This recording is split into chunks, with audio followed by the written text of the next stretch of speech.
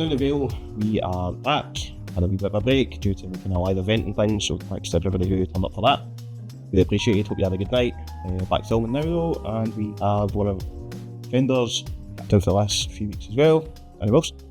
Thanks for having me. How are you? Good, thanks yourself. Not bad. Good. Not bad. How's so we chat off camera? A stressful life away from football at the moment? Yeah. No, everything's going fine. Just the wee stresses that come every day, but we're getting there. Absolutely. Good stuff. Obviously a local lad, had an affinity with Livingston since you were a kid. Yeah. So I moved to Livingston when I was about 7 years old, from Edinburgh. Came and started playing like boys club through here, and then played for Livingston for a short period of time, well, alongside my boys club and Rangers at the time, and then eventually signed for Rangers afterwards. But Livingston is obviously a club that was, always sort of in my life one way or another at some point. Used to come to some of the games and stuff like that when I was sort of primary school, first, second year of school. Used to get tickets sometimes. The old free tickets through the schools. Yeah, there was that, but there was a couple of times I would just come to the games, or when I got a bit older, like teenage years, I would sometimes watch the games from the wee hill in the corner if I was going to the shopping centre or whatever. So I've always sort of had an eye on it from afar. But yeah, I was here going back years. I remember when Livingston first got promoted to the Premier League, I was here because I knew there was going to be a pitch invasion at the last game of the season. So I was here, I was on the pitch for it. Obviously, it's as time's gone on, it's this stage of my career, it's somewhere that I've ended up playing, so it's quite an interesting journey it's been to get there. Full circle moment. Yeah, absolutely, yeah. We'll cover some of that journey off. We'll kind of have a good run through your career and stuff, and then touch on the last 18 months or so that you've been here. Do have a few quick questions for you first. Okay. What is Danny's favourite footballing memory? I think it's probably just my debut. I think as a kid, you never know if you're ever actually going to become a footballer, and then once you get that moment, it'll never be taken away from you. So I remember it was a League Cup game for Rangers against Dundee, and we ended up winning on the night, so everything went pretty well. So it's one of them afterwards, like I say, you can't get taken away from you, and I've been fortunate to go on and have a career afterwards. I'm glad my notes tie into what you've just said. Good start. Excellent. Good start. Favourite cheat meal? I like Chinese. That's my favourite. Go-to order? I like what are they called? I like the thin noodles. What are they called? Singapore noodles. Singapore noodles. Can't have them too hot though, because I'm not really a big fan of spice. Then chicken curry, and I do like the salt and pepper wings as well. Nice. They're good. Nice. Who's been your favourite away day room share? At this club or just in general? Probably because it was for so long is my good mate Sam Nicholson. I played with him at Hearts, and then I played with him in Colorado, and I think they just put us two in the same room together because we're the two Scotsmen and no one else could understand us. But still really good mates to this day. But I'd say him. Yeah. How has injuries affected your playing career? Do you think you could have went further? No, I think I've been sort of fortunate that I've never had really serious ones, touch wood, that some boys do get, and you see what they have to go through to come back from them. So I've been sort of quite fortunate with that. Like anything, I've had injuries over my time, and they have sort of hampered me coming back, or maybe coming back too soon at times. But I think just in general, I've been fairly lucky with the ones that I have had, that I've been able to sort of get back playing. Going from the kind of youngster to one of the more experienced in the dressing room, how do you adapt to that, or does it just kind of happen naturally? I think it happens without you really knowing about it, really. I think over a period of time, you gain your experience, and people not sort of look up to you, but I think it gives you more of a voice and to say things, and you feel more confident maybe saying things. But yeah, I've been sort of at both ends, from a really young player not wanting to say anything to now I'm quite happy to say things, good or bad. Always try to be constructive if I can. Probably there was a period of time at different times in my career that I was probably feeding into sort of negative thoughts as well, and I try to stay away from them as much as possible now, because I don't think it's good for anybody, really. You know, if I was looking back on that now and I see some things that have maybe been said or the way I've carried myself could definitely have been better. So, you know, at this age that I'm at now, you know, approaching 34, just try to be a positive impact if I can. Sure. It's not on here, but I'm going to ask you. If Macaulay Tate comes up and slaps you for not picking up a position like address a gay last night to Michael Keane, what you did? If you know Macaulay Tate, there's nothing a chance that happens. Nicest wee guy ever. I'm probably, in a good way, I'm really hard on him because I think he can go and be a really top player. But the boys that not just me, and there's a lot of boys that feel the same way. We feel that he can go and really have a great career. So we're on him consistently. Yeah. And final, you're standing in Starbucks. What's your go-to? Starbucks. I'm not a Starbucks. Or any coffee at Starbucks? I'm a Cafe Nero. Cafe Nero. Cafe Nero is my go-to. And I'm just a bog standard cappuccino. Nice and easy. One sweetener. That's me. Superb. Right, let's get to the football stuff. Came through Muirison, kind of local lad. We had DJ on before, who's kind of covered the amount of players and his general madness in general. Yeah. Tells me he had a very good penalty record at one point. Is that true? He did, 100%.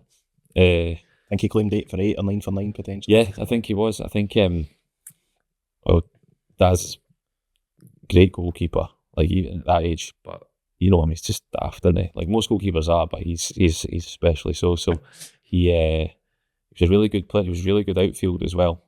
And I think he just sort of got a little bit bored being back there. So he ended up, I don't know if somebody missed a penalty for us, and he just said, I'm taking the next one. And we were a good team. And I think in the context of it, in the game that he had to take his first one, I think we were quite far ahead. So he did take it and he scored. And it was one of them, well, he's taken it, so he has to just stay till he misses. And he never missed. So in fairness to him, he won the job anyway. And I always remember, like, our last game together for Livingston was a cup final. And we won it 1-0. It was against Hutchie. And even if the game was tight, if the game was 0-0, DJ would have taken the penalty. Like, that's how it was. That's how good he was. And like, people maybe think it's like disrespectful for a goalkeeper can't to take a penalty. But when you've seen the way he hit penalties, you can't really argue with it. Why? Absolutely. Aye. Who was the boy? Was there an Argentinian guy or something? Was it Sheila He used to buy the free kicks, didn't he? Yeah. It was him, and there was a Brazilian goal. Is it Sene as well? Sene as well, yeah. So, I mean, he wasn't on free kicks, but he was on penalties. I think he said he got sucked into goals just by being enticed by the coach that he could also use his hands. He could do exactly what he was doing, but use your hands in the same sentence. Aye, probably. Nah, he was. He's good. He's on my B licence just now, and you need players that will jump in to the sessions to help with the runners and stuff like that, and he is in everybody's session, but he insists on playing centre forward or right wing. So that just sums him up. But he does more than a good job when he joins in. Yeah, absolute daft goalie though. The whole daft, as you said. That Muirison team was very good. I think he kind of covered off, but some of those names in there that have made it in terms of like Nicky Clark, yourself, Dan Jameson, a few others. You know you're that good at that sort of age, or you just kind of run with it? I knew I was in a good team, but because there was so many good players in that team, I didn't feel like I was one of the good players, if that makes sense. Yeah. Like, there was so many around. And I think at that age, you never really know. I think you're only really focusing on like the games in the weekend. That's what you really care about. There was a time we won the majority of the games we played. So we had that feeling just going into games and just enjoying it and not really caring anything. Like, every game for us was like our World Cup final. And that's the way it should be at that age. We're only like 10, 11 years old. So that's what you're really focusing on. You're not focusing on, am I going to be a footballer at that stage? Obviously, as things get a bit more serious, you start looking towards that. But like I say, I was in a team that was full of good players and not even close to being even in the top 5, 6 at that time of being like one of the good ones. You know what I mean? But just kind of catching the coattails of them, and they're all getting, interest from other teams, and you start to get a part of that as well, then it's perfect for you. I think when you're in that environment as well, people do come and watch, so yeah, kind of hoping somebody will grab you eventually. Yeah, I was fortunate. So the Rangers thing came about. My neighbour's cousin or something like that was a coach for Rangers community team, a guy called Robin Gibson. Yep. So he would take us up at Bankton, and there was it was literally our boys' club team, but put in Rangers kits to go and train. All of us went to it, and there was maybe a handful more from around the area that would go and train with Rangers, and then we ended up, a couple of us got invited to go through to Rangers to play, and then just from there just kept going, and then eventually signed for later on. Around the time it was sort of coming to the decision time of when you're leaving boys club to go to that sort of pro youth system at the time, was when I ended up playing and training a couple of times with Livingston. We used to train just out the back on the Astro there, and it was good. It was good to have that sort of interest. I just felt at that time, Rangers had sort of shown the earlier interest, so that was where I wanted to be. Obviously, Livingston, I have a history of bringing through young players and stuff, but I just felt, because maybe if I look back now, maybe I would look at it differently, but I just felt I'd been there longer. That's where I'm going to go. Fair. That was actually going to be one of my questions, to be fair. And obviously Livingston's here as well. Rangers, there's a wee bit of travel for your parents and everything else. Yeah. Did they ever try and persuade you to go either way, or was it a Danny Wilson decision? No, they never sort of put that pressure on us. I think when we got to the end of that season, I think there was maybe 8 or 9 of us from that Murison team went to Rangers. Sandy Clark, Nicky's dad, was our coach at that time, and he'd sort of been offered a chance to take the Rangers youth team at that point, our sort of age group. So because he was so good, he was such an influence on us, we all wanted to go there. I think he ended up quickly afterwards getting a job in sort of full-time professional, like the men's football. So he stepped away from that. So that sort of didn't happen for that reason. But I think, if I I probably would still have made the same decision. There was no pressure from parents about, Livingston just being down the road and having to travel through there a couple of times a week. Actually, the first bit was probably the most difficult for the parents, was because we were Monday and Tuesday were our training nights at Rangers. So because there was a few of us, they could sort of split the journeys and stuff. But then when it became, there was 8, 9 of us, it's impossible. It's impossible. So Rangers were good enough, they started putting on a minibus. They would pick us up at Deer Park and take us through, and it was good of them to do so. So they were well looked after in that regard. Do you understand the magnitude of what's about to potentially happen when you kind of start training there? No, I don't think so. I think that wee boy who's enjoying football. Well, like I said to you, I didn't even think I was top 5 in my boys' club team. So when I got to Rangers and you playing with boys from all over Glasgow, Ayrshire, Aberdeen, Dundee, boys coming down to play and train, you are just one of very many who could potentially go on to do something. I don't think you really know until you get into the sort of ages of you're going to maybe be offered a full-time contract or whatever it's going to be. If you're going to be any good or not. And even I still even think then, you're going to be good or not until you go into the full-time environment. But it was sort of just step by step, literally, when you're in the youth team, can you make it to the next age group? Can you make it to the next one? And then, suddenly it comes to the time, it's time to leave school. Are you leaving school? Are they signing you? You just don't know how it's going to work out. Luckily for me, I knew sort of around 14 and a half, turning 15, that there was a chance that I could go, because of when my birthdays, it would be the following summer, to go full time. And it was sort of on the cards. And so I was lucky enough to do so. But there's plenty of times in there throughout those years I've been there, I thought, no chance. This is it now. Because it's you know what I mean? It's Scotland's probably different in terms of there's only so many players. But I don't think you really realise when you're younger, or you start to quickly see, is everybody sort of matures at different rates and stuff like that. For me, I was so skinny, weak as anything, not quick. I'd say nothing's changed. I'd say nothing's changed. I know you say, but so I was going through those awkward growth spurts and stuff like that. So you just never know how you're actually going to, until you get there, and then somebody might make rapid progress and come out of nowhere to shock you. So you just never know how you're going to be. Even I see now, if you go back, DJ as an example, DJ just now he's tall, he's big, he's broad, but when he was younger, he was probably one of them that you would maybe say was small for a goalkeeper. Whereas now he's he's fine, but you just don't know when that growth that's going to happen. So I was lucky from probably young. You say, what did I have? I was probably quite tall. That was probably generally what I had. You know what I mean? I was quite tall, and it was of a time where people were probably looking for bigger physical players, and they probably thought at some point he's maybe going to broaden out. You just don't know. But I managed to hang around long enough to get something. How did that kind of conversation come about you going into that full-time environment?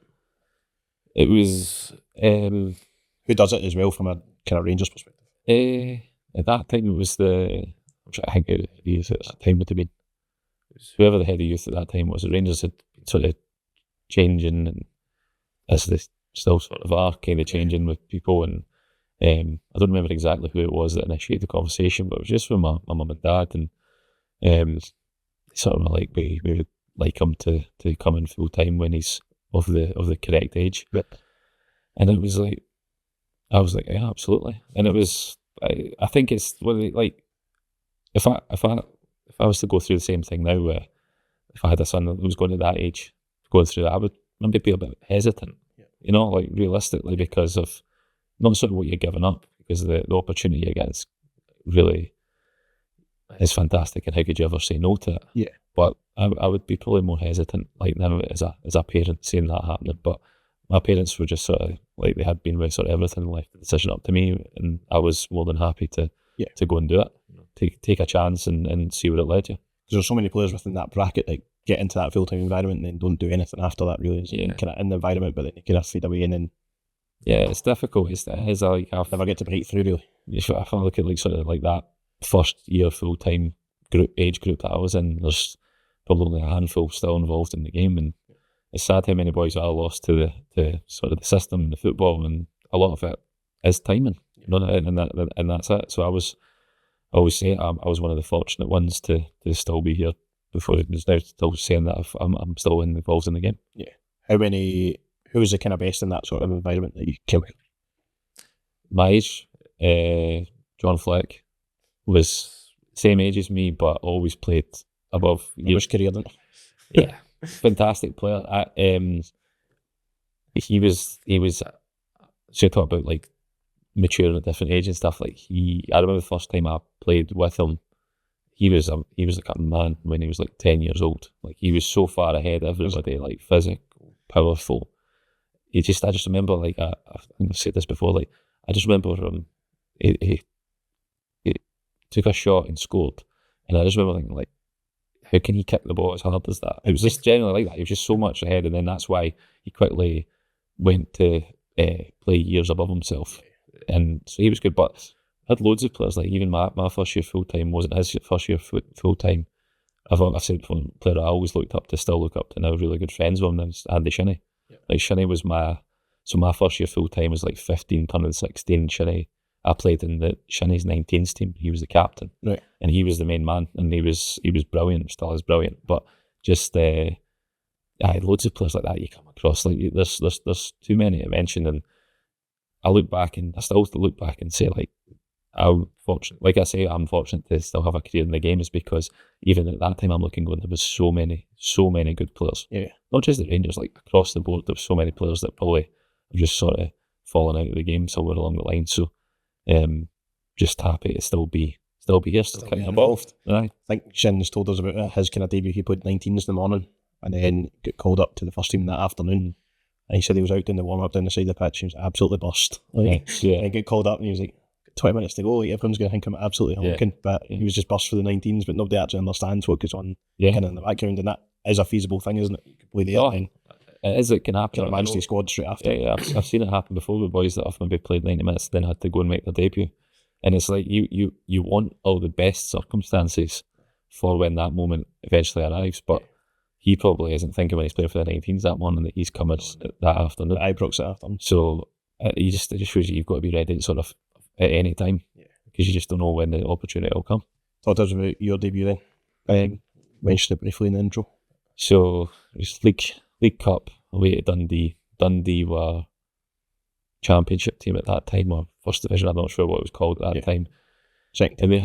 They were second tier. I was told sort of the day before, I was sort of told that I would play. So Ian Durant was one of the coaches, first team coaches at that time, but he had this thing about, and he definitely did it to wind you up. So he would always say, like, make sure your parents are there, right? And then it'd be the next day, and you've not come on, right? So it's like, you've not come on, you've not come on. You might be not even on the bench. And he's like, oh, I thought what I thought, like that, right? So he's come to me before the game, and he's gone, make sure your parents are there tomorrow. And I was like, aye, very good. And he's like, no. He's like, this time you're going to play. And I was like, all right. So I was like 17, and I went into the game, and it was me, and there was another boy, Jordan McMillan, made his debut that night. Good player, Jordan. He played midfield that night, and he played really well. Had a good team around me. So it was like a cup game, so there was a lot of rotation within the squad. Yeah. So I ended up playing centre back with Sasa Papach. Nice. Who, that was actually his position, but obviously I did so well for Rangers as a full back, but really good, really calm influence. And we won the game 3-1. You play left centre? I played left centre back, he went on the right. I think we went 1-0 up, and then Griffiths scored a free kick. Really good free kick, and then it was sort of, nip and tuck for a wee bit in the game, but then we scored two in I think we went 2-1. I think we scored a third late on in the second half. It just sort of eased the game. But like I say, it was a surprise to me to be going into that game. I was sort of in that position where I'd played 19s from when I was young. So when I went in full time, so I'd played sort of 2 years at 19s, and then the third year was like my own age group at 19s. Right. Okay. And it was like reserve football. So I was sort of in that in between bit, and I didn't really know what was next. And then all of a sudden I made my debut. So I was sort of in that, but I didn't know what was going to happen. I was 17, so I wasn't really of an age where I was going to go out on loan or anything like that just yet. So it sort of didn't come out it came out of the blue in terms of playing, but I don't know really what would have happened if I hadn't. At that time, I don't know what the next sort of stages would have looked like for me. So I made my debut, and then I think I stayed in for the next sort of 9 games or something like that, which is pretty good. Went through sort of that whole period of like playing the games that I was convinced every time the next game was coming around, well, I'll come out this one, I'll come out this one, and I just never really did at that point. And then eventually I think we got beat by Aberdeen up in Aberdeen, and then I didn't play for a couple of weeks, but then I was back in again. So it was a really good time, because like I said to you before, like you make your debut and that might be it, and you just don't know, like you just don't know what could happen, and especially like kind of League Cup rotation and stuff like that as well. You maybe think, maybe I'm a League Cup player. Maybe if we get to the next round, I'll have a thing. But if we get a decent opposition, maybe I'll not play. It's just one of them. Like, but I managed to stay in, and I think I managed sort of 24 games that season or something. So as 17, 18-year-old, it's pretty good going. Decent, like I was regular enough without being like a first pick on the sheet type thing, but that was absolutely perfect for me, because it meant that when there was times that I needed to come out for my own good, like I was able to do so, and it wasn't so much of a thing because I wasn't like a key player as such. Absolutely. Final question on Rangers, the kind of management team and things. You just touched on Ian Durant there, kind of club legend, very good player. Yeah. Who else was in about it? Obviously, kind of Walter Smith. Walter Smith's obviously the manager. Coisty assistant, Kenny McDowell assistant. How was Kenny McDowell? Because Kenny McDowell, very good. Everything I've watched and heard, he's got a very, very good reputation. Yeah, very good. You would say probably he did most of the training. Yeah. He was the one that sort of done all the drills, and Walter Smith would just observe. Durante would do his bits as well, and Coisty, but Coisty was more just joined in. Just joined in, like quite often joined in. I used to, because obviously I was a young centre back, he was a forward, he used to always sort of put himself up against me and try and push me about and this, that, and it was good. And he used to do this thing where he play on the Friday, it was always like young v old. Yeah. So obviously the team's, he's playing up against me, and some days he would score, some days he wouldn't score, whatever had happened. And I just remember he he used to sit with so he would write out the opposition team on the Saturday. So he said to me, he's like showing somebody the team line. Next week, come here. I was like, come over. And you just tell he's just lined it up perfectly, isn't he? And he goes, you don't need to worry today because I've looked at both their strikers. None of them have got a golden boot. I was like, that's just him, isn't it? But it was really good. It was a really good time. They were a good sort of mix of sort of what was needed. Obviously, Walter, the one that you had the most respect. You've got club legends, and you've got it just worked really well. And as a young player going into that environment was, perfect for me because I didn't have to do too much in terms of like, as a defender, there's only so much you can do as well, right? So it's not like, I always think it's maybe difficult for maybe a forward player because when they go on, they've got to have some sort of like huge impact. Right, you're going to win a couple of corners or shot on target. Yeah, you have to do something.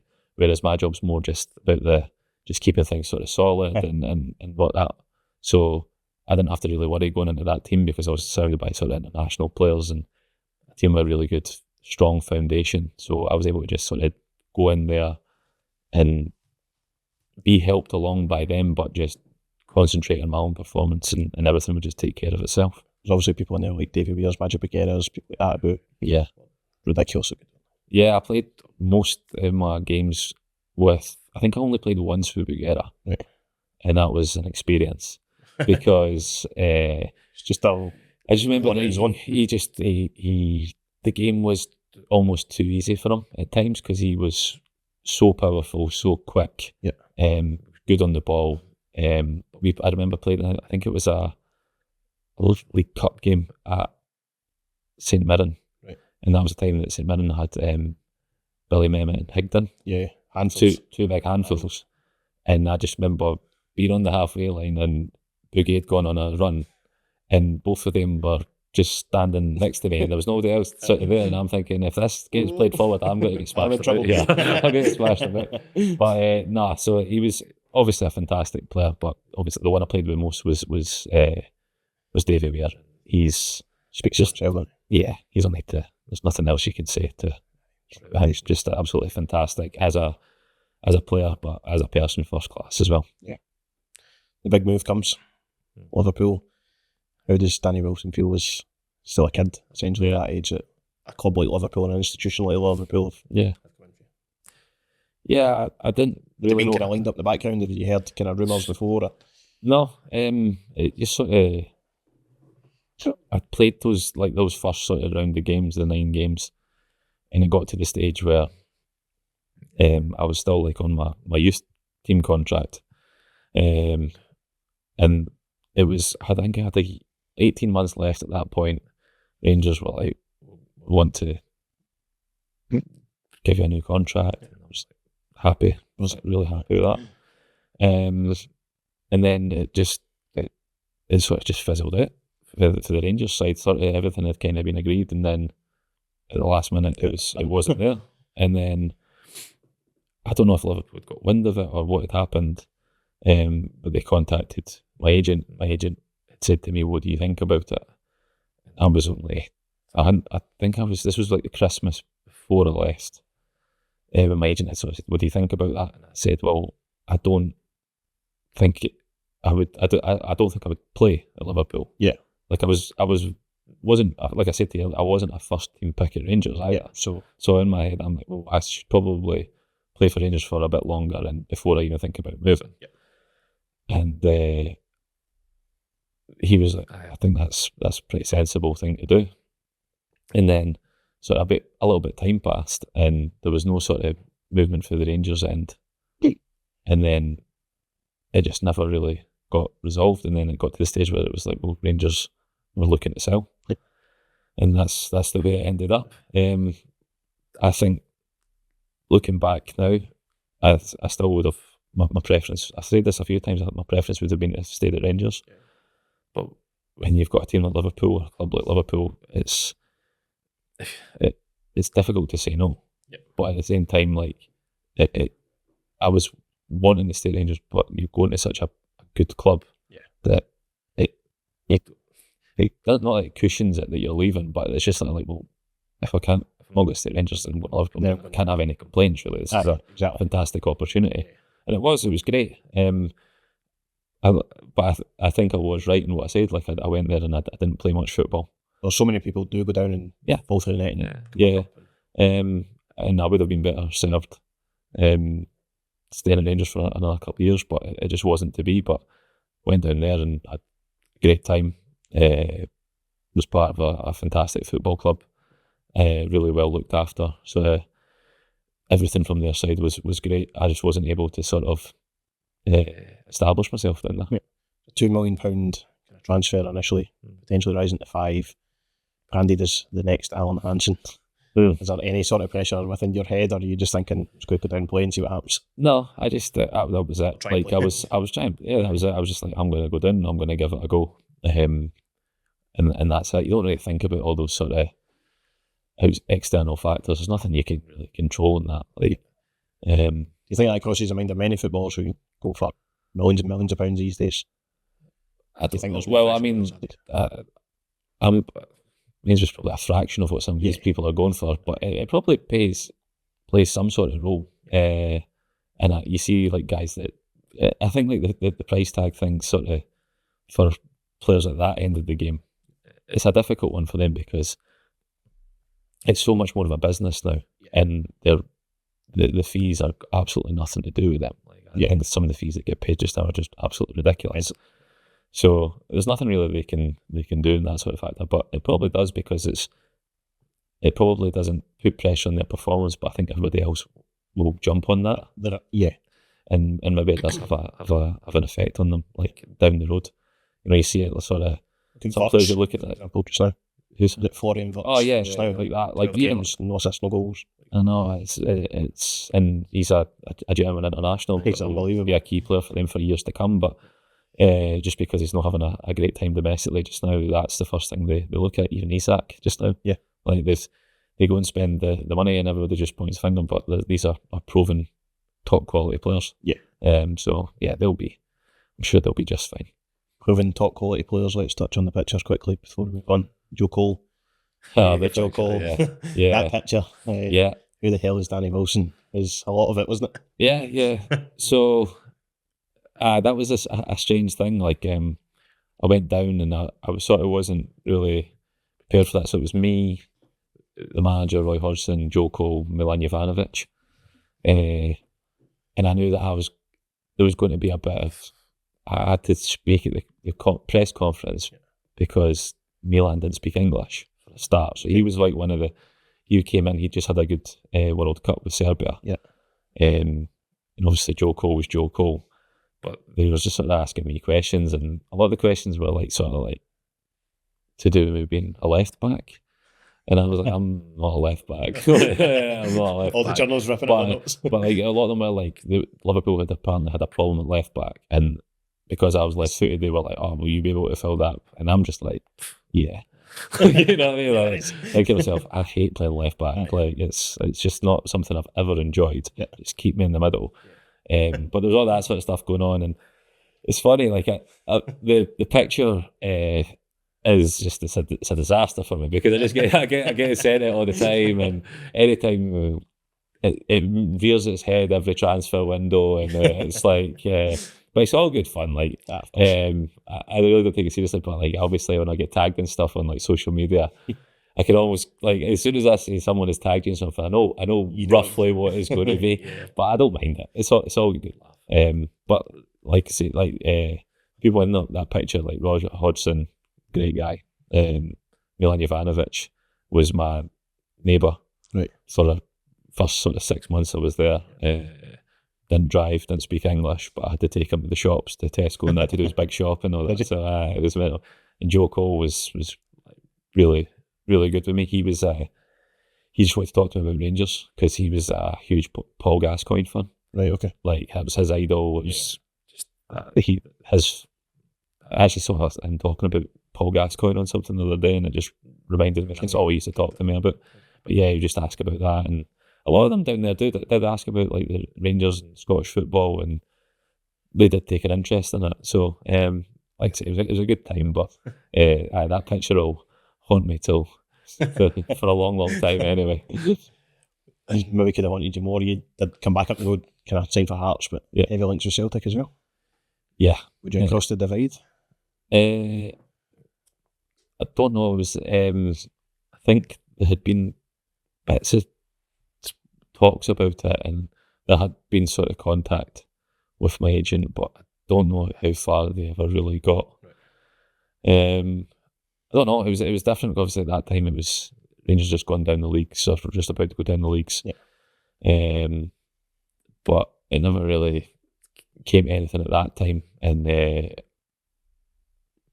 sort of made a decision. I knew about Hearts' interest, and like I said to you earlier, it was my priority has always been playing. Yeah. So I looked at that one and I thought Hearts, yeah, I can go there and I can play and have some meaningful games, and that's the way it worked out. And they took me on loan initially, and then I ended up signing permanently further down the line, and really enjoyed my time there.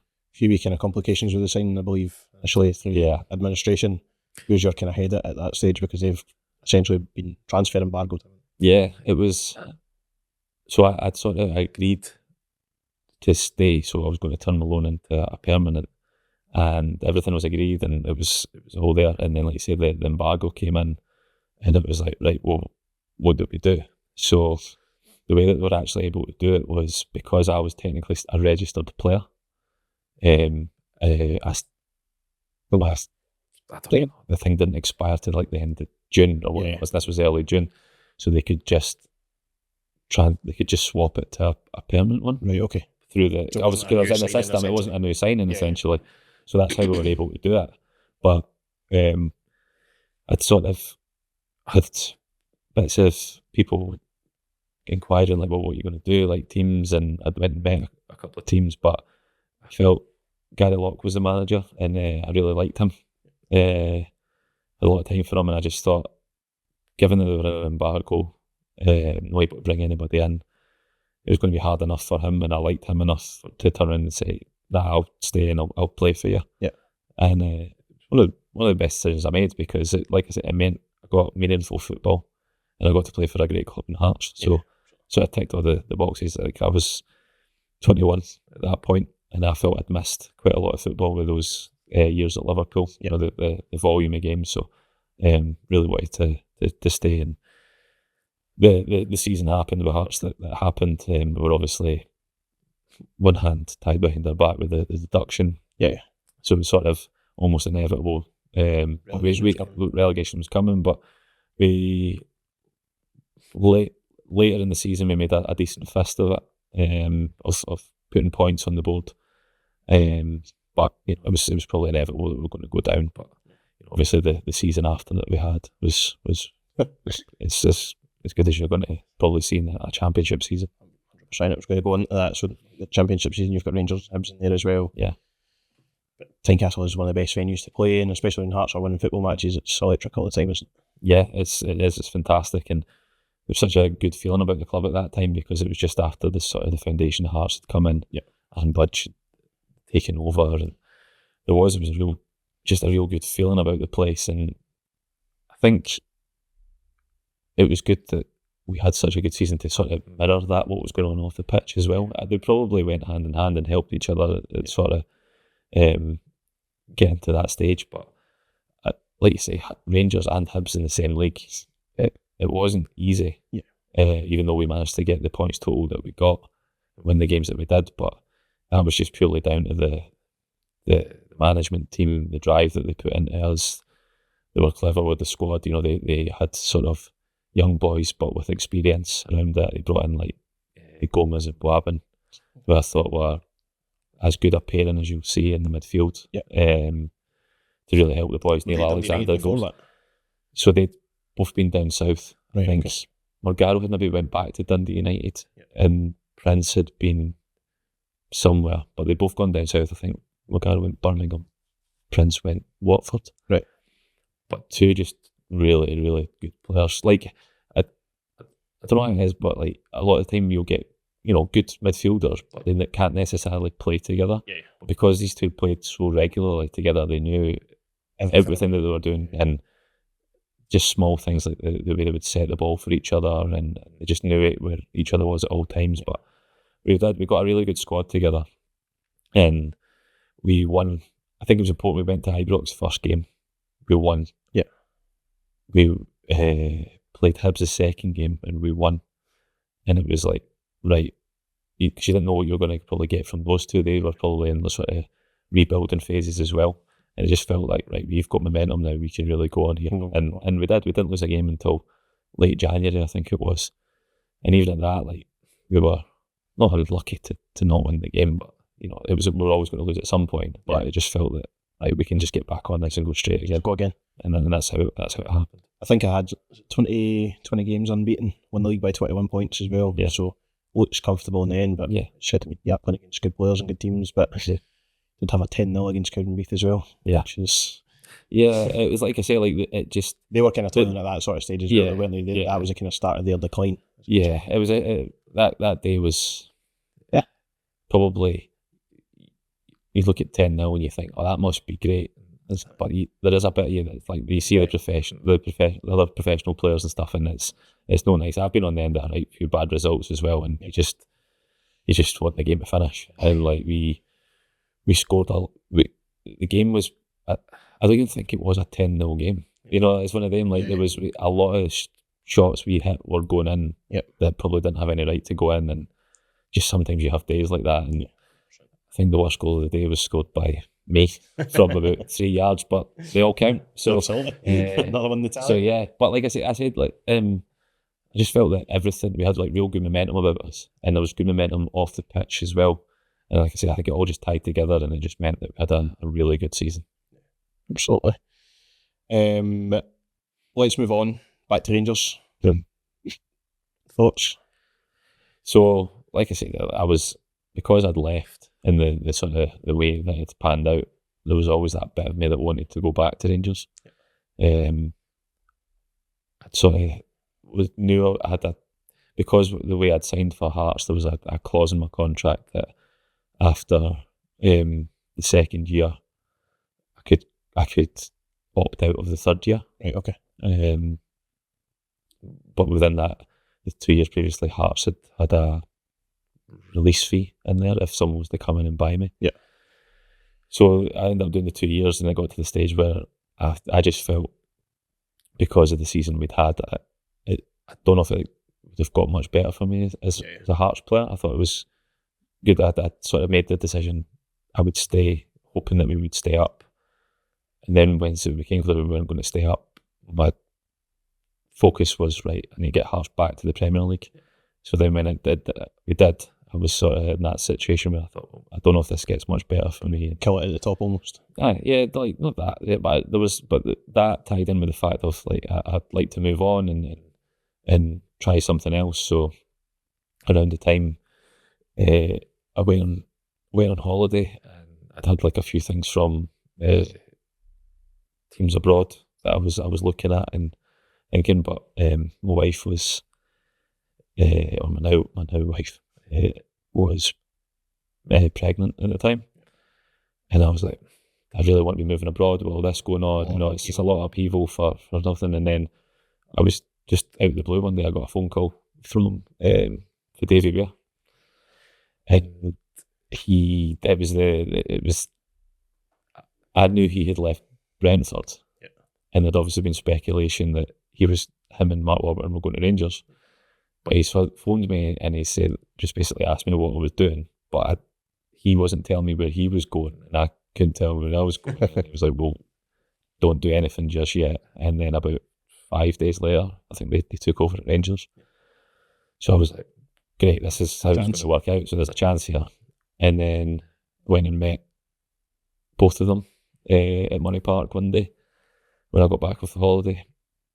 But it still took about maybe another 2 weeks or something for it to all finalise and this, that and the other. And there was a lot of sort of change in the background there again. And I was delighted to go back, but they had just lost the playoff to Motherwell that year.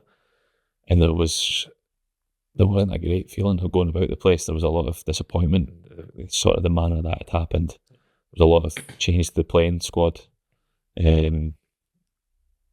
and going in there was not many players there in the first day of pre-season. Like, genuinely wasn't. There was like maybe a dozen if you're players, and a lot of them were like young boys as well. Yeah. So there wasn't a lot. So it was very much a case of going in and going to have to try and build this back up again. And ideally, I would have liked to have gone back to Rangers in the Premier League. Yeah. But as it was Rangers and it was the Championship. So I was like, well, I've done 1 year, I'll go and do another one. Once it's Rangers, it's not going to happen. And, you know, we went on to have a decent season. That was going to be my question. Did you have doubts about playing in the Championship again? Did you kind of reach the Premier League again? Did you want to keep going at that sort of level? Or? I think so. I think it wasn't really in my thoughts because it was Rangers.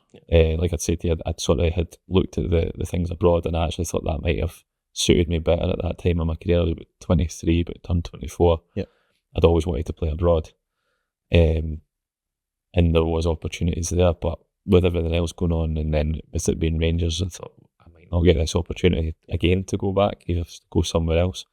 So I was like, nah, I'll go do it. The Championship thing never really factored into my thinking at that point. Like I say, we end up winning the league fairly comfortably, and back to the Premier League where we should have been. Scottish Cup final against Hibs as well? Yeah, right. Yeah. Really disappointing, obviously, because entertaining game for a neutral in terms. Yeah, it would have been fantastic if you're neutral, but I wasn't a neutral. So yeah, we obviously beat Celtic on penalties in the semi. What was that buzz like? Great, really massive good. Underdogs, obviously. Yeah, I think so. I think we knew that Celtic team was obviously very strong in the league, but we just felt that if we turn up and play as well as we can, we'll be able to hurt them. Yeah. I think they proved that in the day. I thought we were the better side, like over the 120 minutes. We got sort of pegged back twice in the game. We go on to win it on penalties, which was, I've been on the other side. When you lose penalty shootouts, there's nothing worse. But then obviously with everything connected to that game, to win on penalties was great. But that's sort of, you have that feeling, but it didn't really matter because you don't go on and win the cup. And that's that.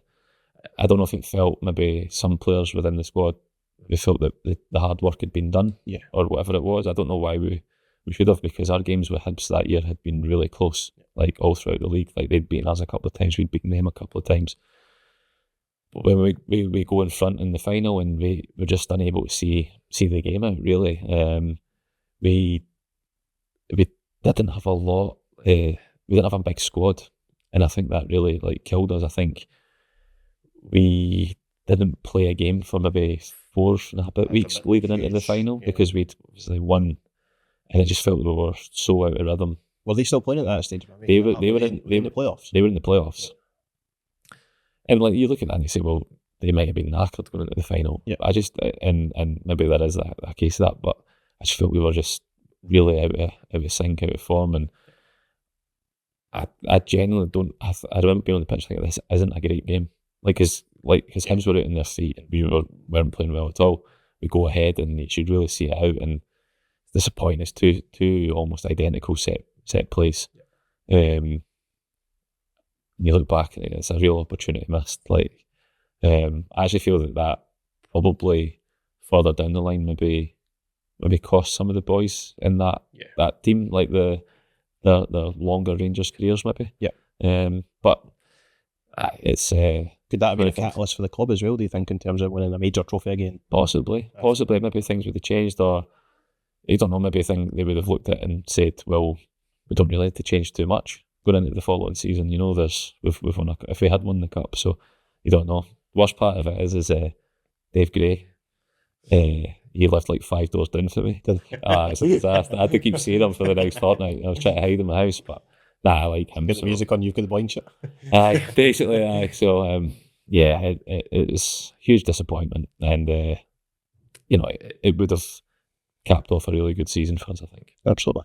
You touched a few times on moving abroad, that sort of stage. Yeah. You do get your move abroad eventually, but before that, is there anybody else sort of showing interest in where could you have went within those? When I went to, or before I went to Rangers? Yeah.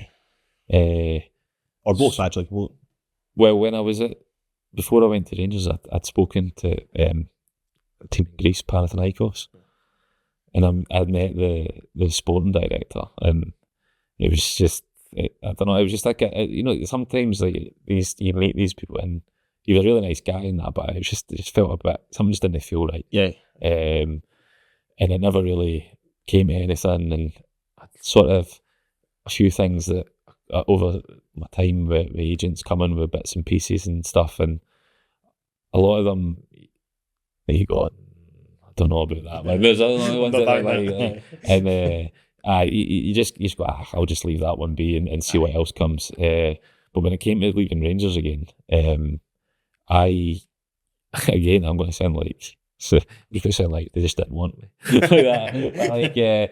Maybe they didn't. But I was coming again to like the last 6 months of my contract, and we had what manager? Murray's the manager for the second time, so Pedro's just left. Yeah. So I've not kicked a ball under Pedro, barely. I think I came on as a sub twice or 2 or 3 times or something. Absolute basket case as well, wasn't it? Aye, but just like you know what I mean, like it's just one of the ones that like he was, but like you look back and you just go like some of the stuff it was funny, it was really funny, but I was just probably I'm not playing, so like I'm probably a wee bit not enjoying him, but probably see if you're one of his guys, you would have probably have been all right, like, but I wasn't. But anyway, so I managed to get myself back in the team under Murray. And it gets to January, so the game before January's Celtic at Parkhead, we draw 0-0, and then we have the winter break. So I don't really know what happens. We have a winter break. I go away with my wife and son, and I come back, and we go to Florida for the mid-season tournament. Probably seen it as the picture of SpongeBob in the team photo. Yeah. It does around social media. I get tagged in that one as well, let me tell you. SpongeBob was a better player than me, apparently.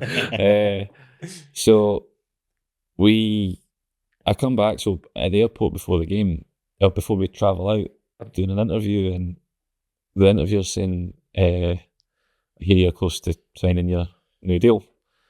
Which at this point, I'm like, I've not heard a peep, right? But I don't know if it's just like sort of this thing, but when you're at Rangers, you never go against them in the media, right? So like you should protect your club at all times. Yeah. So I'm just sort of like, well, I don't know. I'm hoping that something thinks out. So there's obviously like the article goes out and it's like, I'm staying, I'm this, that, and the other. Yeah. And then in the meantime, I go and speak to the people who are sort of in charge of that stuff. At the time, it's Mark Allen was the director of football. Murray was the interim manager, and I says like, it's come for somewhere. So like, what's going on here? And it's like, well, yeah, like, we want to keep you, this, that, and the other. I'm like, fantastic, great. And then about a week later, not even a week later, it goes through, we want to keep you to, you can go. You can go if you want. So so my agent was obviously dealing with it, and then he said to me, by the way, they don't want to keep you. And I was like, all right. But they're saying like, you'll just see out the season, and then that'll be it. And I was like, all right, okay. And then a couple of days later, my agent says, because we played the game in Florida, a few MLS teams had been at the game. The local scouts had been at the game, and Colorado had made contact with my agent to say like, what's his situation with season the last 6 months, this, that, and another. And just for there, it went so quickly. At one point, it was like, we're not letting him go. But they were like, we're not keeping him. Like, so what's the deal? So eventually they sort of agreed on a fee, and that was it. And I didn't really I didn't really know how to feel about it. There was obviously the disappointment that Rangers didn't want to keep me. I wasn't really sure about the Colorado thing to start with. Just wasn't sure because I just felt I'm at Rangers where I'd strive to get back to, and now I'm leaving again pretty swiftly afterwards. So it was a lot to sort of digest in a short space of time. And again, my wife's pregnant with my second child, our daughter, and so she was about 5 months at this point, and it's thinking, well, you can go to America and then you're going to have the baby there, and that's a lot of upheaval as well. But you're sort of like, well, if we don't do it, we might not get this chance again. So we may as well just go for it, and we did, and we ended up spending like 6 years over there. So we loved it. So you look at it, it did work out, for different reasons. I think when I left Rangers the first time, I'll go to Liverpool, which is obviously a fantastic football club. Second time I leave Rangers for Colorado, who are a very new football club, so it's a completely different sort of circumstances, but a great experience. Everything else that tied into it, and the football was actually really good as well. Really good. Like you said, it is really, really difficult. It is obviously a massive upheaval. I was going to ask about partner backing and else, but you've just kind of covered that there. What about the kind of support and the fans and everything else out there, because they are passionate about, let's say, a little different compared to maybe what you used to hear? Yeah, it was very different. There's just like a different sort of feel to the atmosphere in games and stuff. It's more like a full day out, though, isn't it? It's a full day out, and I've since been back. I had to go back to Colorado in the summer and just went to a game. We're playing the 4th of July game, and it's so different. Like, as a fan, like, it's fantastic. Like, everybody should experience it once. Like, it's just so family friendly, but so much going on and around the concourse and all that sort of stuff. But playing in it, cause it's Denver, so you're probably 4th, 5th biggest sport maybe. Yeah. So like here, you go from like being a Rangers player and it's all consuming. Most people won't know who you are within reason. Yeah. Over there, you're baseball, basketball, hockey, football. Football. So yeah, you're probably not even 5th maybe. Yeah. So I think in probably the 6 years I was there, like being out and about with the family, was recognised maybe 2 or 3 times. Yeah.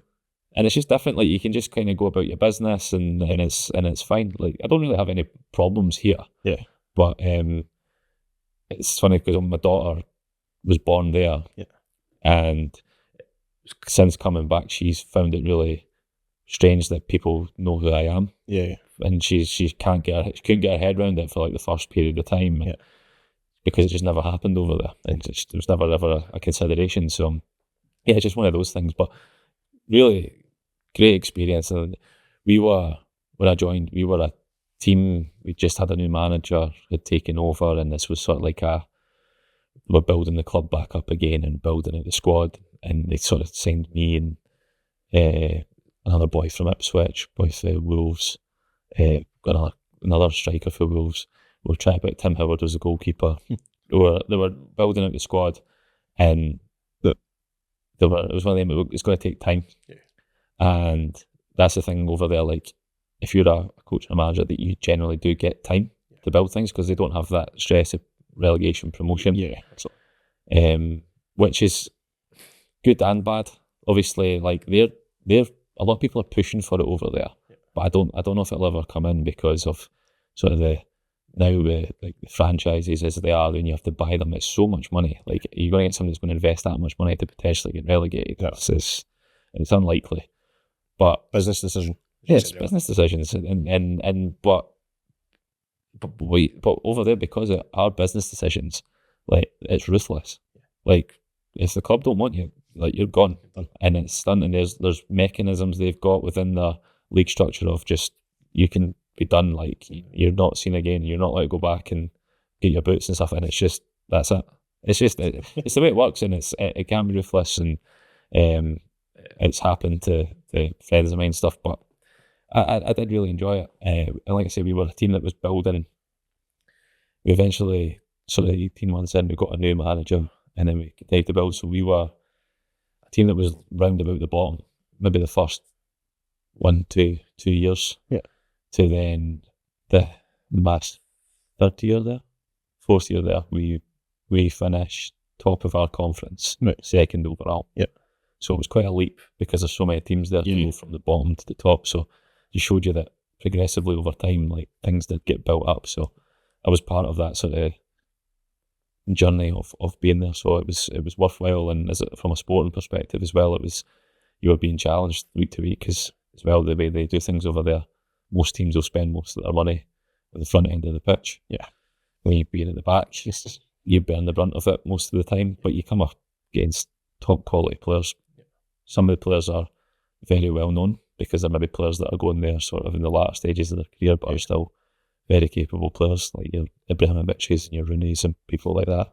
But on the other side of it, you've got maybe guys who are not quite as well known, but they're players who are maybe playing there to get a move elsewhere or whatever it may be. You come up against the young Alphonso Davies and people like that, and there's players like Diego Rossi, just some really, really top players that people here maybe don't quite know. But you're being tested every single week.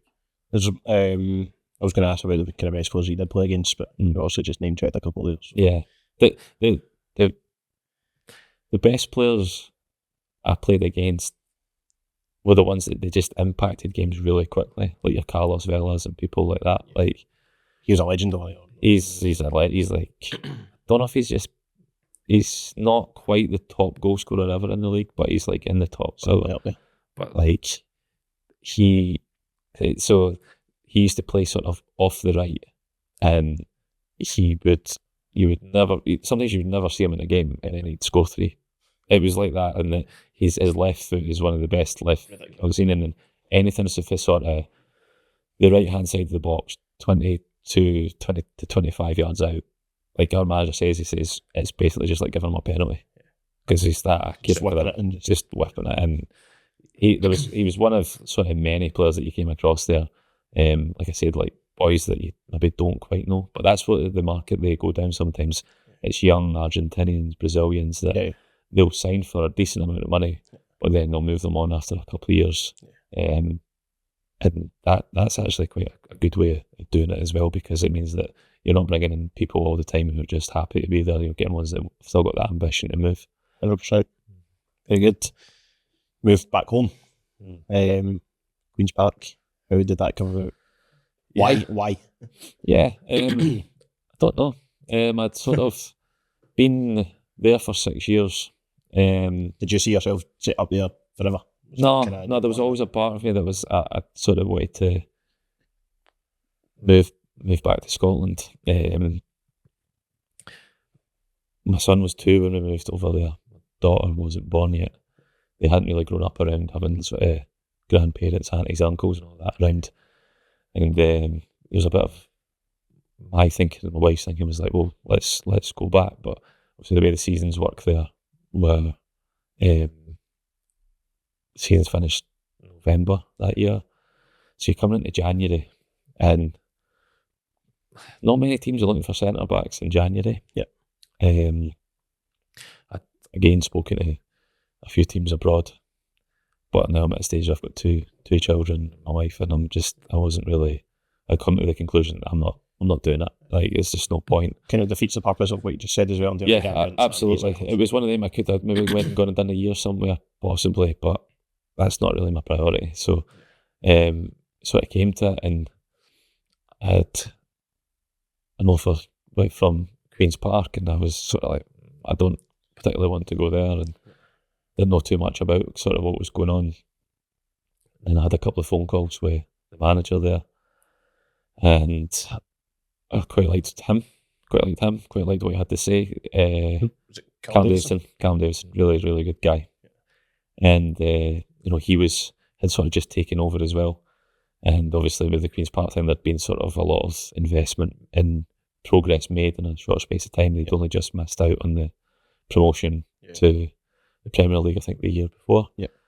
And that's where they saw themselves, and that's where they saw everything. So I spoke to him, and I was like, "Oh, I'm coming back, so I'll sign. That's fine." And I went there, and I don't know if it was just maybe a change I wasn't really ready for, or I just wasn't. I just don't know if I probably wasn't fully as invested as I could have been in things. Treated really well by everybody at the club. They were in a tough position. It was sort of just try to keep themselves up at that point because of the sort of the start they had made, and managed to do so. But like I said, I didn't feel I was giving it everything I could, and I wasn't quite feeling sure of what I was going to do. So I just got to the summer and just we parted company there. I still had a year left. I played a couple of games in the early rounds of the League Cup. Me and Callum had a conversation. He knew sort of my thoughts, and he was respectful enough to say you can go.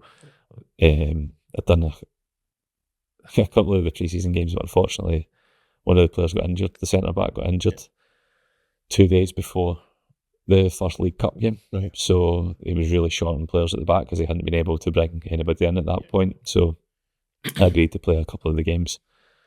And after the couple of games were done, he was able to bring someone in. So that's when we parted ways. And that's just how it went. It was a strange time. I don't really know. I don't look back on it with sort of any like disappointment or anything like that, or any sort of ill feeling there. It was just I probably wasn't invested as I could have been, and I could have done much better. But I just probably needed a bit more of a reset. I think I needed at that time. How difficult is it playing in a soulless Hampden? It's difficult. Players talk about COVID seasons and everything else and minimal fans in the ground, but the experience, not so much anymore, but the experience that week in, week out, where they're playing the 50,000 seater stadium was about 2,000. Yeah, I think difficult to motivate and everything else. Yeah, I think like the way it had been explained to me was like they had been desperate to be playing it lesser. Yeah. I don't know what they call it now, but that was set up to be like that stadium for a smaller capacity. Yeah. They probably needed it a bit bigger than they have it now. Yeah. They would probably still prefer that, but I think there's maybe other outside influences on that as to why they can't. But like you walk around there, it's like fantastic. The changing rooms they've got there, the facilities, the pitch. The pitch is unbelievable. So it's all sort of yeah, possibly not. Yeah, they could do that in the soil heating maybe. Yeah. But yeah, like there's all that sort of thing. So when you go to see it, if you've not been there, you look at it and you go, this looks great, and this, that, and the other. But then, like you say, when you go to Hampden, and you go there, it's difficult. Like some of the games are all right. You may be playing like a Partick or something like that, who bring like good things. Yeah, so. It's still not full by any means, but like there's an atmosphere-ish there. But it's difficult. Like I remember playing, we played Arbroath on a Tuesday night at Hampden, and bizarrely we actually won the game 6-0. Yeah. So you would think, well, there's not any issues with that. Yeah. But genuinely, there was nobody there. Mere seagulls and people. Aye, it was, and it was sad to see. Like, that's disrespectful. Nah, it was sad. It was sad because like. The people who do support Queen's Park are really loyal. Yeah. Like I was living in Glasgow when I first came back, and I would actually bump into people, and they would I'm a Queen's Park fan, and this, that, and the other. And because you don't. It's not. I'm not being disrespectful, but like it's not often you'll bump into somebody who's a Queen's Park fan. But those guys, they were home and away. You know, they would go and they would back their team. So it must be difficult for them to go into Hampden and it being so empty as it is. Yeah. Probably now that they're playing their games there, it probably does. It just probably has a better feel about it for everybody. Yeah, but then obviously on the other side of that, there's only so many away fans they can allow in. So 1,000 seats or something. Yeah, exactly that. So, I'm not sure sort of what the situation is now. I know there's been a lot of change of how things are going to go over the next period of time. But like I say, no ill feeling. Wish them all the best, and maybe things would have worked out differently. You get your full circle moment though. In terms of coming back here, initial conversations with Davey, what are you thinking of that sort of? So it was me that reached out to him. Yeah. So before I signed for Queen's Park, right at the last minute, the manager here, Davey, come in and asked me about coming here, and I just felt the team was in a difficult position at the time, and probably listened too much to other people's opinions about the club at that time. Yep. I'd heard a lot of things that I hoped, just being honest, that weren't really favourable. Yeah. Which is probably wrong. I should have probably had found out for myself. Sweet thing, you know what I mean? Like so, I think it came about. Jack Hamilton had said that I was going to Queen's. They reached out, but I'd already sort of given my word to Queen's that I was going there, and I don't like to backtrack and things like that. So, so fast forward a bit. So after I left Queens, I sort of took 3 months. I thought I rushed the Queens one. Yeah. So I was like, I don't want to do that again. I don't want to rush into something. And I'd had a couple of things again from abroad that weren't very favourable. I looked at them and I nearly went to one of them, and I'm so glad that I never. Yeah. Who was it? There's a team in India. Oh, no, okay. And I'd asked about, and I was like, there's a wee Scottish connection there as well, though, wasn't there? Yeah. In terms of, was it Craig Stewart and people like that? Jason Cummins is there. Jason Cummins. So I actually messaged Jason Cummins about it. So I think it was in the same city that he was in, but he plays for one of the big. This team I think they were fairly new to the league, and I sort of asked him, and I was like, that just doesn't appeal to me. So I said no, and then I was just sort of waiting, and I had something else back in America that didn't work itself out. It's awkward there because of the timing, so I'd sort of freed myself from a contract and sort of missed their window, because they have what they call the roster freeze, which is this. So it was like you can't sign anybody past a certain point, and I was like at that point, so I was sort of like, I'm in like this, and I was actually starting to I had that, like I said, it was like 2-3 months. I was like, I'm just missing no playing, training, having that day-to-day stuff going on and whatever. So again, I was talking to Jack, but Jack was at Ross County at the time. Yeah. And he said to me, he's like, just text Davey. And I was like, I don't know, like, because he'd probably not be happy with me. Yep. And he was just like, he just sent me his number. I didn't say anything else. So I left it like a couple of days, and I was like, you know what, I'll just phone him. I'll just phone him and bear the brunt of whatever he's got for me. And he's obviously, he picked up the call, but he didn't have my number. So he's picked up the call, and he was just like, I said, he was dying outside, and he was just like, what the fuck do you want? And I was just like, here we go. So I just said, like, look, I'm not looking for anything. I'm just looking to come in and train. I've heard they're good with the boys that way, and to be fair, even in my time here, like, he will help out a lot of guys. So come up and train, and they go on to sign elsewhere or whatever it may be. And I just said, sort of being like, well, it's close by. Do you mind if I come in and train?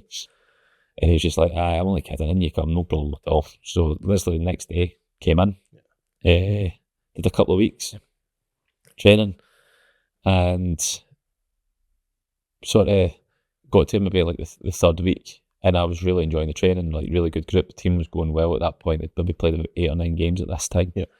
And just sort of didn't want to keep hanging about, if you know what I mean. Like, you know, it gets to that stage where like you're coming in and you're really grateful for it, but you don't want to be like hanging about like a bad smell almost. So I just said to him, like, look, I'm really appreciative of like what you've done.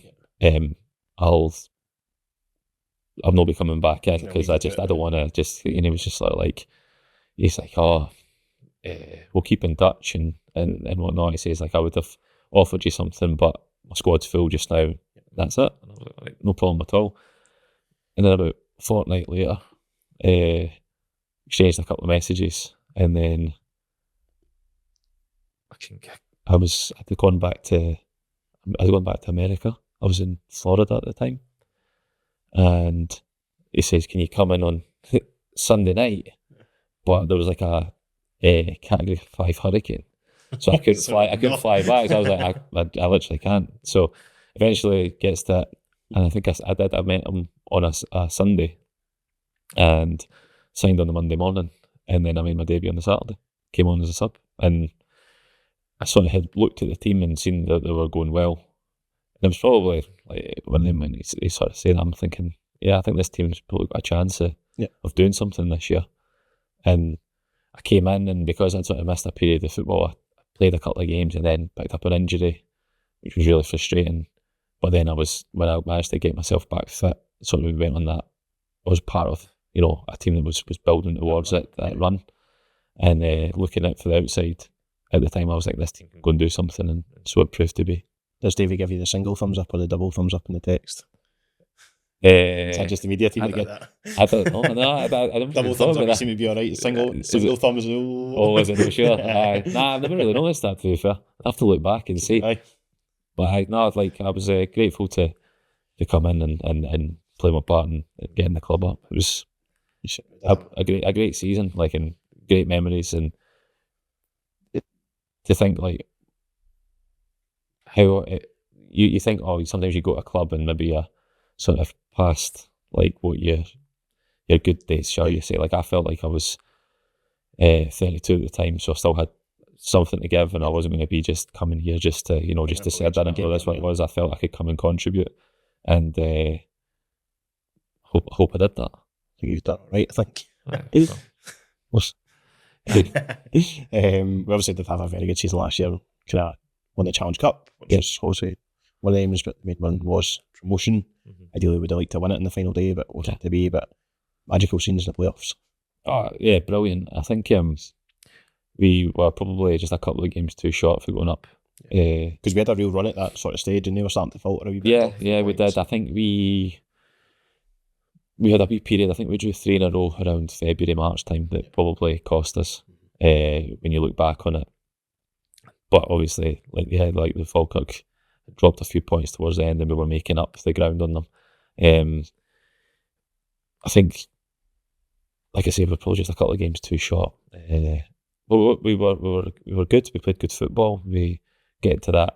I think just missing out, but in the manner that we did so, was disappointing, because I thought we had a team that was good enough to win the league. But to go up through the playoffs is probably one of the best experiences you can have. I think, especially the manner in which we did it. Yeah. And I think we thought going into the playoffs we were strong, and we had a right good chance of going up. Yeah. I think sort of in that period we, not disrespectful again, but we kind of brushed aside Partick, and I think they just run their race. They looked really tired and everything else. We looked quite fresh and ready to go. Kind of final day of the season though, against Partick as well. They beat us 1-0 here. Yeah. Talked about your leadership skills and stuff earlier. We touched on Macaulay earlier as well, but he scores his own goal, which essentially they win the game. Cost us the league, yeah. Cost us the league, exactly. Can't smack. But how do you pick a young lad like that up, regardless if it's Macaulay or anybody else that would have done that? Do the guys just get around him, or do you leave him alone? Or no, you give him stick. That's what you do. But in a good way, because especially if you don't address it, then he maybe thinks something. But it's like you find humour in things and this, that, and the other. And he doesn't have to worry about stuff like that. He's going to have a long career. He's been fantastic for us, and from the moment he came in, and it wasn't even a consideration for us. We on the night weren't able to score, and that's what cost us. It wasn't the goal that we conceded. But like you said, towards the end of that game, like Partick looked like a team that were. I felt we finished the game stronger than they did, and they looked tired, and knowing that they had 2 games to play before they played us again. Yeah. Well, potentially they maybe tough games as well. Tough games against Ayr as well. I felt that we'll be all right, and we'd had good results against Ayr throughout the season. So you were thinking with one of those 2, we'll have a good chance to go for it, and then you just have to take who you get when it comes to the team for the Premier League. But like I said, we went into that pretty confident that we would have a right good go at it. County were a good side. They'd survived the playoffs a couple of times as well previously and everything else, so decent enough record within that. But going up there, going behind, kind of 2 behind so early as well, but showing a bit of balls and coming back. And I think Davey said after the game, like as soon as we got 1 before half time with Smithy's one, that there was just a feeling within the dressing room that you know what, it's game on here. We obviously I gave away the penalty in the first leg here, scored, but then I gave away the penalty right late on, and that if you look at it, it goes that penalty and then we're 2 down, so 3-1 down over the tie, and you're thinking this maybe isn't going to go right, but I never really felt that way on the pitch, as weird as it sounds. And I just remember obviously Smithy goes on that run and finishes it brilliantly, and then half time was really quite calm. There was no panic or anything like that. It was just obviously the gaffer was speaking, Chipper as well, his experience. Boys didn't really say too much because we were playing all right. Yeah. And then went out to the half time, and just before kick-off, Gowser said to me, it's like, we'll be all right. And we were just like, okay. And then obviously I equalised. So back. And then after that, you just felt, this is definitely going our way. There was just something in the ground just felt like they had not gone. Yeah, but like... I felt like there was a full momentum shift. Yeah, you could feel it. And then obviously, Boobsy scores an absolute worldie. And then we were defending, but without really... I don't think they really had many chances. No. They had one where Jerome makes a comfortable save. And then other than that, there wasn't really a lot. Obviously we defend well, we bring on sort of like the guys to see the game out. And then Tay finishes. As good a finish as you'll see under those circumstances. I was telling him to go down. Because when he turns the defender and the guys all over, I'm thinking, just go down. Because you know it's that late in the game. Yeah. And then he finishes it unbelievably well, and then you go off and celebrate, and there's still that bit, because obviously the fans are on the pitch and this, that and other, and you're so happy and so delighted for everybody. But those ones as well that go up and travel on a Monday night, that's not a great one. 600, I think. Yeah, for a fan, to go and watch your team be promoted, but you've been told that it's on a Monday night up in Dingwall, it's a big ask as well, regardless of what you have, but credits to them for going. But then they're obviously so excited that they're on the pitch, and as a player, I don't know if it's the pessimist in me or whatever it is, but I'm thinking we need to get them off the pitch, or the rest going to add another 8 minutes on here or something, because you just never know what could happen. Yeah. So as excited you are, and they're grabbing you and you're grabbing them, you're like, well, get off so we can get this finished. And luckily, I think the ref just went, forget that, and just blew the whistle. And then everybody came to his bedlam and that. But then you just look at it and you say, we'd worked so hard to get to that point of the season that it was fully deserved, I felt. Yeah. I think the way that it ended up was really, really sweet for us. Yeah. And obviously the bus journey down the road and all that was good, and just everything that goes with it. But just to be part of sort of that season as a whole, like you say, even I thought we were decent in the Scottish Cup. We possibly could have gone a round further than that. Yeah.